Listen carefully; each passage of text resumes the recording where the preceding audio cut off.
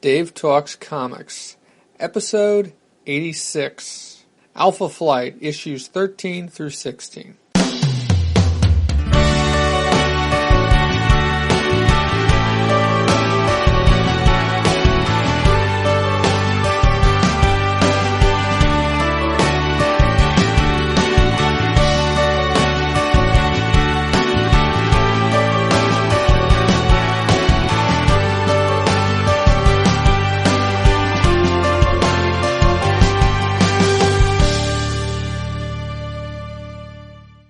Welcome to Dave Talks Comics, a program on the subjects of comic books and cartoons.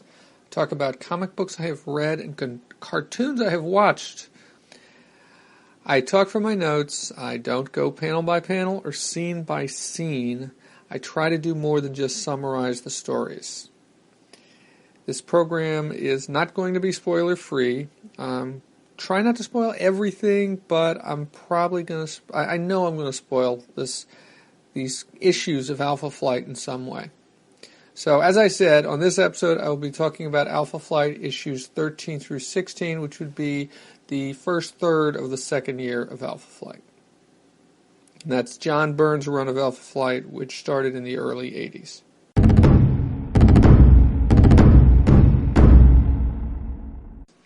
It's been a while since I've talked about Alpha Flight. The last time was on episode 58, which was released in December of 2014.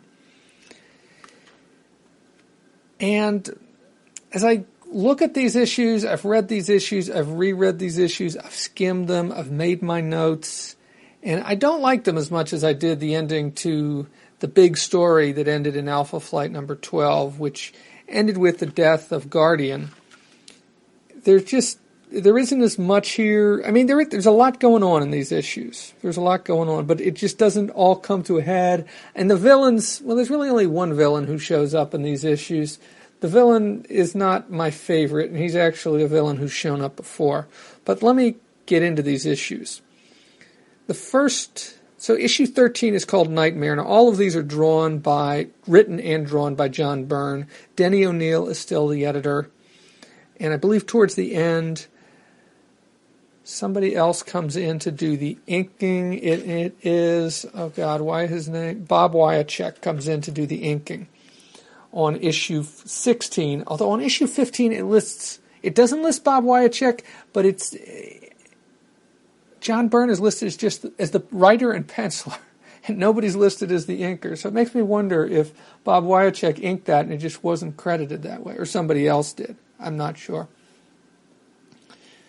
So issue 13 is called Nightmare, and it opens with this long sequence which at first looks like it's the funeral of Guardian, James MacDonald Hudson, or Mac Hudson, as he's frequently referred to. And this goes on for 11 pages. It appears to be the funeral of Mac Hudson, but it quickly turns out to be the nightmare of Heather Hudson, his widow. And the whole thing is silent. It's not badly done. Wolverine shows up. He's actually on the cover of this issue, and he also shows up in this dream of hers. And she wakes up screaming. She's staying with some of the other members of Alpha Flight, Puck, and I think she's staying with Puck, but also Michael Two Youngman, also known as Shaman, is also over, and they try to calm her down. So a lot of this is dealing with the aftermath of this whole battle with the Mega Flight. There isn't a whole lot that happens in this issue.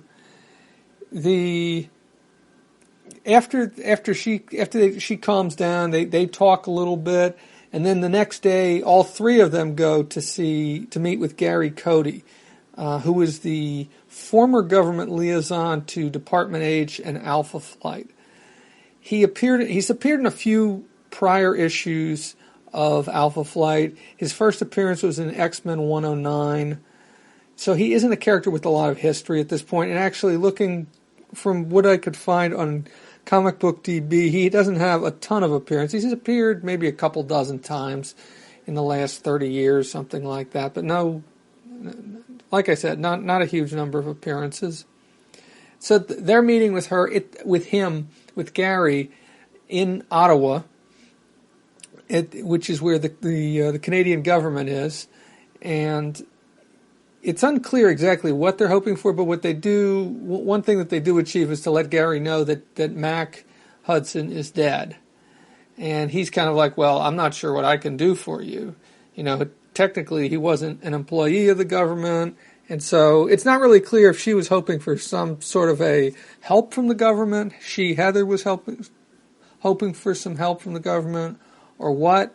But apparently she's not going to get anything from the government. And you get a recap in here, which runs for about 3 pages, of what happened in the prior issues, of the whole battle with Omega Flight and Jerry Jackson.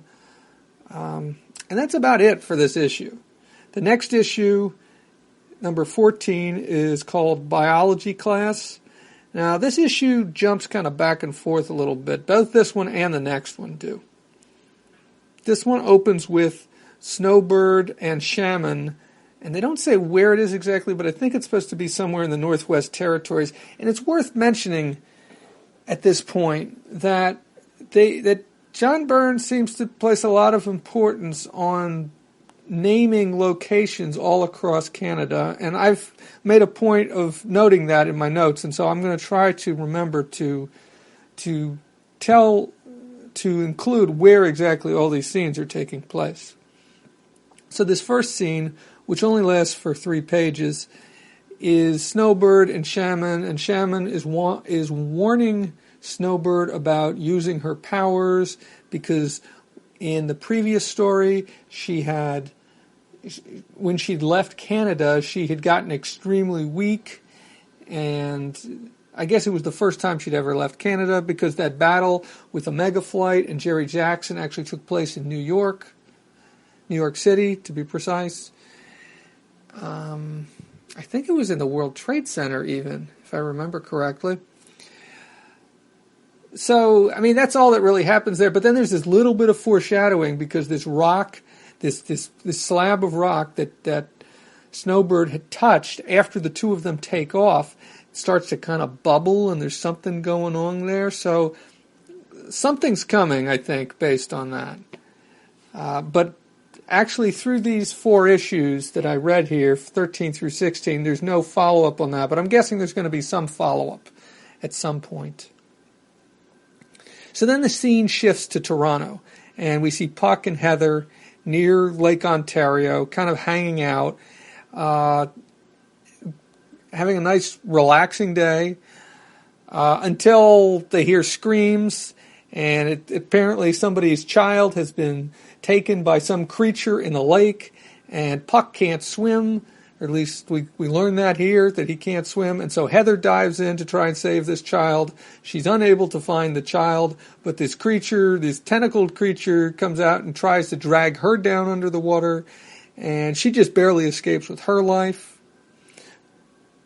So then the scene shifts again.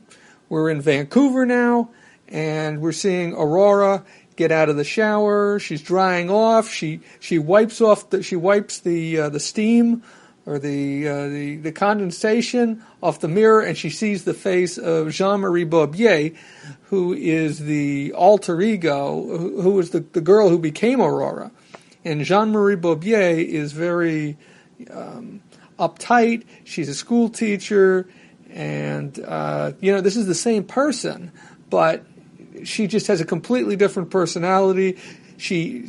Both personalities, Aurora and Jean-Marie, hate one another, and so Aurora kind of flips out when she thinks that Jean-Marie is jumping out of the mirror at her, but of course she isn't really, because they're both the same person. She's in her mind. So I think that's just like a page or two, but it's going to be followed up on. So then you go back to Toronto. You see Puck talking to the police, trying to get more information about this, what the police know about this. It turns out there's been other people who have been taken by this creature who does all kinds of weird stuff. I'm not going to try and get into all the details of it, but there's been 16 other people that have been taken other than this child, and possibly more who just were never reported, but they know of at least 16 that were taken. So he's talking to them, and he's getting that information. Then the scene shifts to, and yeah, there's a lot of scene shifts. It's just, and I don't know, I just feel better recounting it this way. There isn't a whole lot of character moments in all this, or character moments that I find meaningful in all this. It's very much story-driven, very much plot-driven. It's okay. It's okay. It's decent storytelling. I'm enjoying it. I want to see where it goes. I want to read all of John Byrne's run on this story.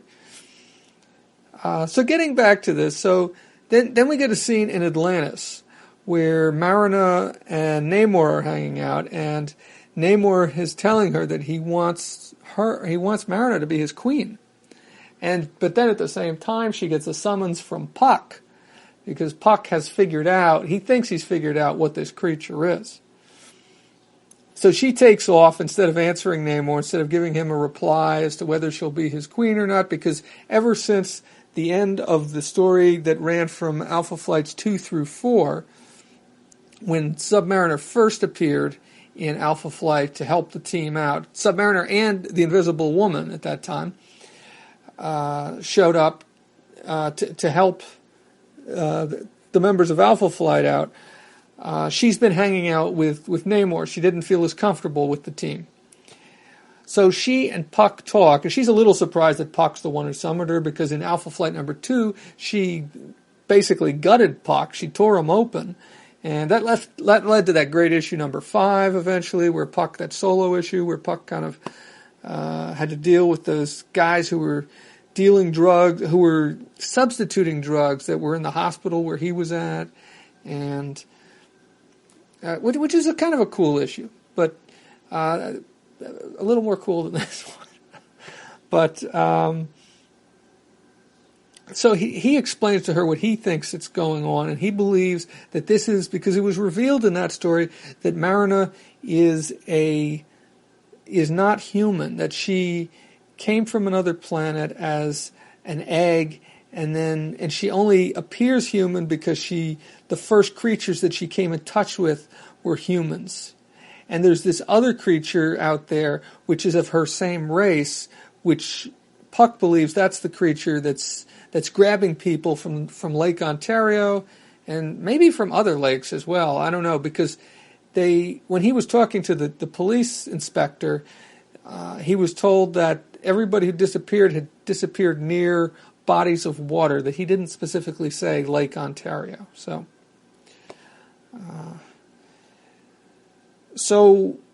let's see. So they're by Lake Ontario. Oh yeah, okay. So that's it for that. Then in the final scene in this issue, you see a character who had previously appeared only in one of those backup stories in issues 5 and 6, and that's Elizabeth Tu Youngman. And this is Michael Tu Youngman's daughter. And she's working on an archaeological dig near Calgary. And she finds something that frightens her, and she's like, I've got to talk to my father about this, even though it's been 15 years since I last saw him. And if you remember back to that backup story, she blames her father for her mother's death. Her mother was sick, he's a doctor, and he couldn't save her.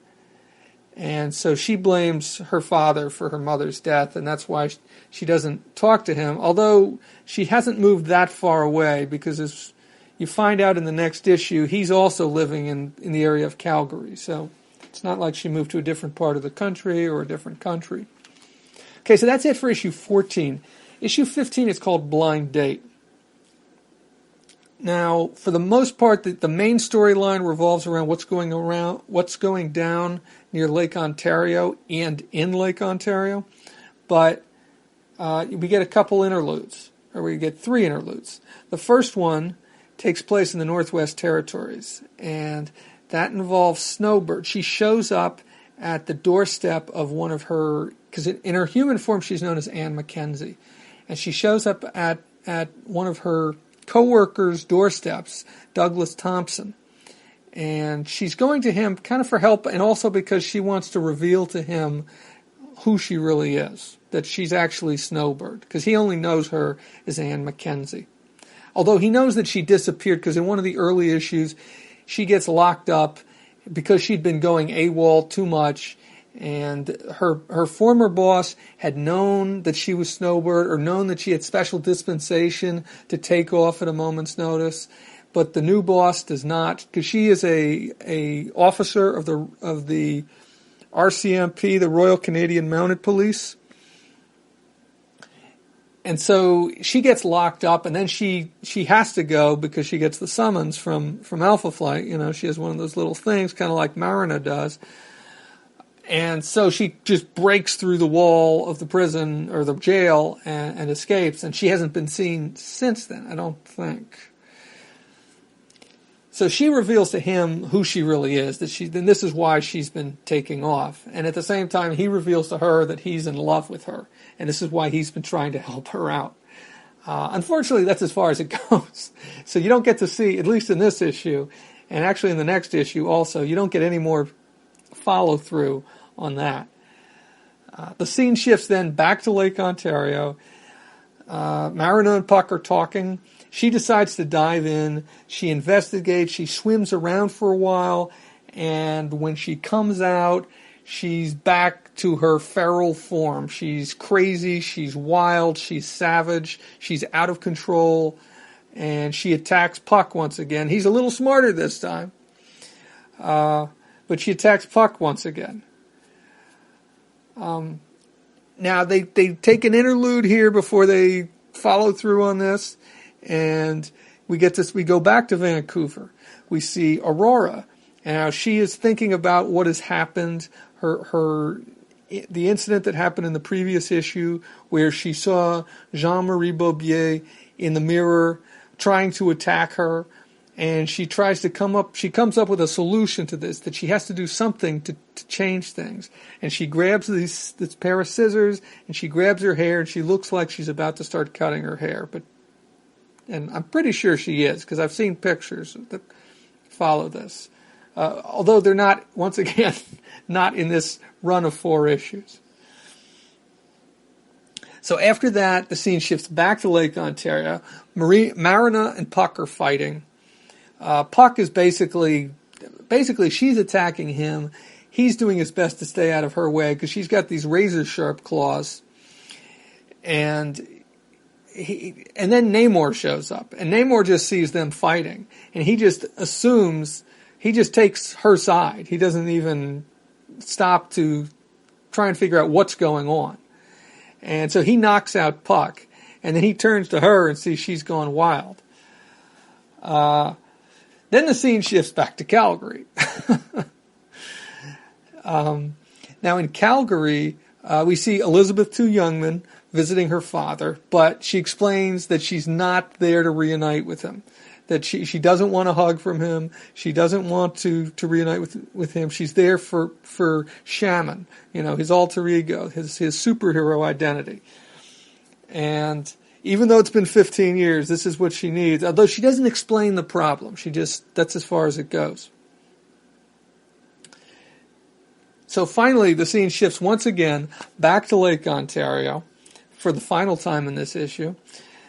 And the Master shows up. Now, the Master was this bad guy from issues 2 through 4 of Alpha Flight. I think he's a screwy kind of villain. He was a human something like 10,000 years ago, and this alien ship landed, which is connected to Marina, and it experimented on him. The robots in there, or the ship itself, captured him and experimented on him, and then somehow he got control of the spaceship. You'd have to go back and read those issues, or you could go back and listen to episode 40 of Dave Talks Comics, which is where I talked about the first 4 issues of Alpha Flight. And so somehow he gained control of the spaceship. Well, the spaceship was eventually destroyed in the battle with the Master in issue 4 of Alpha Flight, but somehow he apparently survived, and now he's got this really cool-looking sub, which looks like a giant fish. Oh, I'm sorry, I'm jumping the gun a bit there. That doesn't show up until the next issue. Anyway, he shows up, he subdues Puck and Namor with which looks like a Vulcan nerve pinch. I'm just calling it the way I'm saying it. And that's basically where the issue ends, with him carrying them off and, him finally being revealed as the villain here, because when he shows up in this issue, he is in kind of a civilian disguise. He's, wearing a big brimmed hat and a big overcoat, and then he takes it off and ta-da, it's the Master underneath. So let's see. So in the final issue that I'm going to talk about, issue 16, it's called And Forsaking All Others. And the bulk of this issue deals with the Master, Namor, Puck, and Marina. Marina, who is still feral, still savage. So it opens with them on the Master's cool-looking sub. And the Master takes the time to tell Namor to recap his own origin and recap Marina's origin to Namor. So, of course, we get a couple issues there of recaps. And I don't know what it is. John Byrne likes to do this thing where he, I don't know if it's entirely his decision, because he's not the colorist here, but he may have been the one deciding on the colors, I'm not sure, or doing some of the work, but he likes to do these flashbacks or these recaps with a red background. And I've seen it done before I've seen this done before. Maybe it's just the combination of the red and his artwork that's striking me, or maybe it's just the number of recaps and the length of some of these recaps that run for 2 or 3 pages instead of just a couple of panels. I don't know. So we get a recap of the origin. Now we get 2 interludes in this issue. Just 2. The first one is an interlude that takes place in Toronto, and it's Wolverine visiting Heather in the hospital. And this makes me think of one thing. I have a hard time, she calls him Logan, but I have a hard time thinking of him as anything other than Wolverine. It's just, I don't know, that's the way the character was introduced to me. And I don't think most people refer to him as Logan. I don't think of Logan as an alter ego, because, there are some people who actually portray a completely different personality when they are in their superhero costume or acting as a superhero as opposed to in their civilian identities. And I don't know. I guess I never really got that with Wolverine. Or I think of Wolverine maybe as the primary identity. And I just don't... Logan is just kind of like a name he uses. I don't know. And I know he's been given other names since then, and I'm not going to try and get into all that because I don't know them all. I've heard them at various times, but... So he's visiting, you get a couple pages of Wolverine visiting Heather in the hospital, and there's really not a whole lot to it other than that. The other interlude, a little more interesting, takes place in Moose Jaw, Saskatchewan, and we get to see Roger Box. Now, Box appeared in the story in which Omega Flight appeared, where Omega Flight was fighting Alpha Flight, and the story in which Guardian was killed. And Roger Box is a paraplegic? I'm not sure if that's the right term, but he's lost both of his legs. He's in a wheelchair, but he had this robot named Box. Now, his name is spelled Roger Box. Box is spelled B-O-C-H-S, but he has a robot named Box, which is spelled B-O-X. They're both pronounced the same, though. And in fact, in this issue, he makes it the point of explaining that it's pronounced just like Box, B-O-X. He's meeting with Madison Jeffries, and this is Madison Jeffries' first appearance. He explains that he needs Jeffries' assistance because he wants to get revenge. He wants to rebuild Box, the robot, and he wants to get revenge on he wants to get revenge on Omega Flight and Jerry Jackson, who honestly I thought was killed at the end of issue 12, but maybe he wasn't. He wants to get revenge on them for what they did for killing Mac Hudson, Guardian.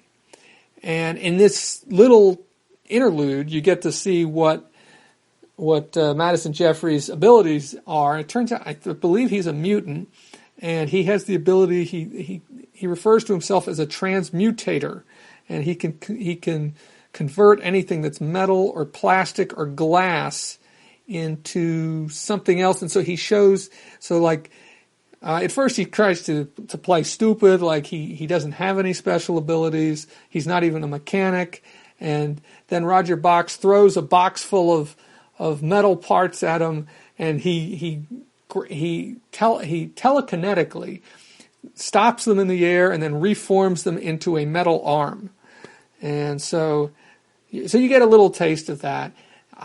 I honestly haven't read much of... I know the name Madison Jeffries, but I haven't read much about him beyond this. So I'm curious to see where this goes, to see what sort of a role he plays in Alpha Flight, at least in John Byrne's run on Alpha Flight, which runs for another 10 or 12 issues, something like that, beyond this issue.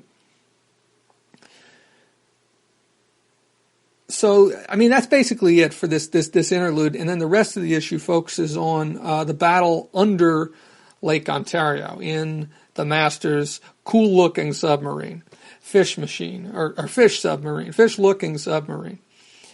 So Puck and Namor break free. Puck uses some technique that he learned, because Puck is supposed to have been a world traveler, and he somehow stops his heart or something like that, and then the Master is fooled into opening the cell that he has Puck in, and he takes him out, and then Puck jumps up, and all of a sudden it's on again, and then Puck frees Namor, but Namor is very weak because he hasn't been exposed to water for quite a while at this point, and so Puck rips off the Master's helmet and throws it at the glass where Marina and this other creature are being held. This other creature that's of the same race that she is. And he breaks the glass, or that doesn't break the glass, but then it cracks the glass, and then Namor is able to break the glass, and the water comes in, and Namor is restored to full strength instantly, of course. And, but then it's revealed that the helmet is what the Master was using to control all these machines, the submarine and everything, and without that helmet, he can't control them, and it looks... I mean, when you see his head, it looks like it wasn't just on his head, it was probably welded to his head or connected to his head somehow. And so then the machine, everything starts to come apart on the machine, and Submariner, the Namor, throws Marina outside of the sub, and then he grabs Puck and takes him to the surface as fast as he can.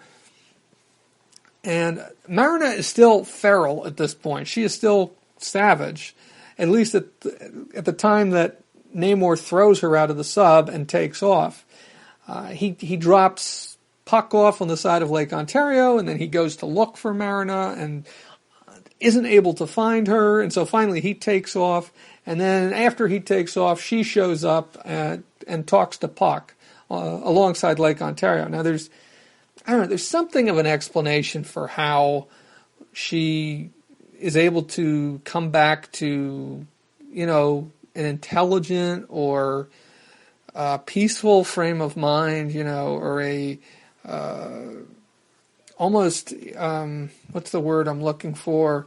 A conscious frame of mind, because it almost seems like she wasn't fully conscious, that she was being controlled by something, by this feral rage, what she explains is that this other creature who is also of her race, but doesn't look like her, because, as I mentioned before, she looks humanoid because she was imprinted by the first thing she came in contact with, which was a human, the woman who raised her. And this other creature is, it's almost more like a tentacle monster of some sort, although it appears to have the ability to mimic certain things. But it turns out what she explains is that it is her mate, and she doesn't feel that she can exist with humans anymore. And I don't think it's that she wants to be with this creature, but she just doesn't feel safe being near humans. And so the issue ends with her slinking off into the water of Lake Ontario and leaving Puck behind. And that's basically it for this 4-issue run of Alpha Flight. it's got its moments. It's obviously there foreshadowing of things that are to come. The bits with Shaman reuniting with his daughter, even though she doesn't want to consider it a reunion. The bits with Snowbird, both her seeing Douglas Thompson and also that little bit when she met with Shaman out somewhere in the Northwest Territories and the rock started to bubble after they left and the place where she had touched it, there's something going on there. There's the bits with Aurora trying to deal with the other personality in her body of Jean-Marie Bobier. You could say the original personality in her body. And I think that's a bit it for the other stories that you see going on here. And then also you've seen Wolverine a couple of times in these issues. Now what you haven't seen Sasquatch, you haven't seen North Star, Aurora's brother. And I think those are the only two members of the team that you haven't seen. And once again, it doesn't feel especially like a team because they're all seemingly doing things on their own. This isn't like an episode or an issue of Avengers or X-Men where they're off to fight, aliens or some other sort of menace or a supervillain team or something like that. They're all kind of doing their own thing. I mean, there's little team-ups where two or three of them will come together. But, and then, of course, the other storyline that you have is Heather's ongoing, and there is going to be more about that. Heather does have a larger part to play in the story. So I think that's it for issues 13 through 16 of Alpha Flight.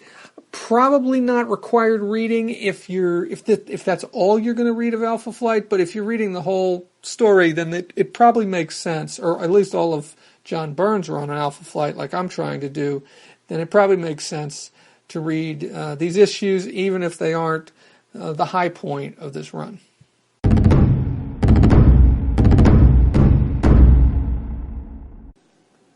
I haven't read any more Alpha Flight since I read issues 13 to 16. I actually have to buy a couple of the next 4 issues because I think 17 and 18, I don't think I have those, as well as a few others by John Byrne that I don't have.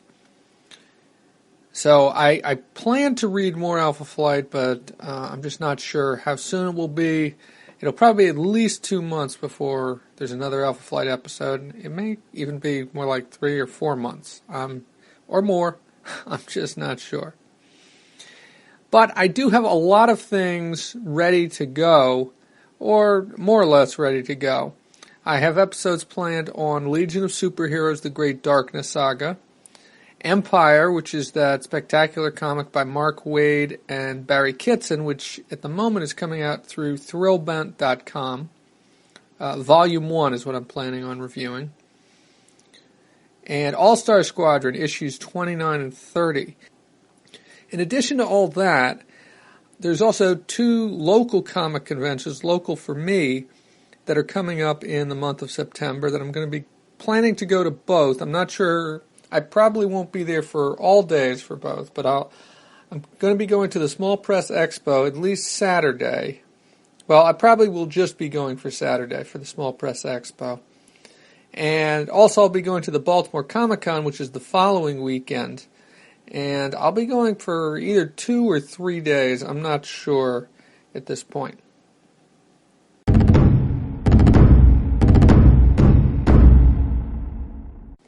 That's it for episode 86 of Dave Talks Comics. Dave Talks Comics can be found on the web at davetalkscomics.com, on Twitter at Dave Talks Comics, and also on the web at Dave Talks Comics at facebook.com/Dave Talks Comics. And emails can be sent to davetalkscomics@gmail.com.